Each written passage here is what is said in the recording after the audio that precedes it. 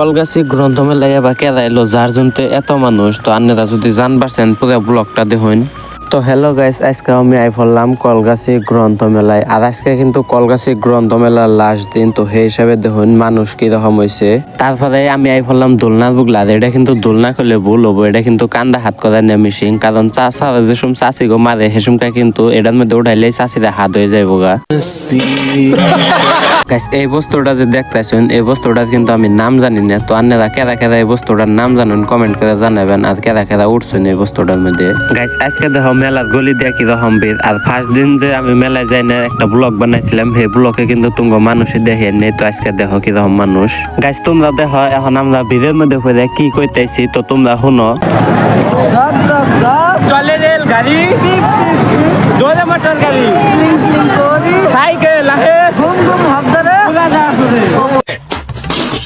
তো গাইস এখন আমরা কতক্ষণ ঘোরাঘুরি করে সামনে যাম, সামনে বক্সের বুগলে, কারণ কি এর জন্য এত মানুষ হইলো, স্টেজে এমন কেদাইছে যার জন্য এত মানুষ সেটাই দেখামু। তো গাইস এখন কিন্তু তোমরা দেখাই হাতাইছাও যে স্টেজে কেদাইছে, স্টেজে আইছে কিন্তু দীপলিনা ডেকা। গাইস অতি স্টেজে উঠছে আর দেখো কি রকম মানুষ। তো অর্গাহানো তুঙ্গ হুনামু, আগে ব্লগটা মানে উপর ফেলে ধাক্কা দিবে না। তো গাইস এখন তুঙ্গ হুনামু দীপলিনা ডেকার গাহান।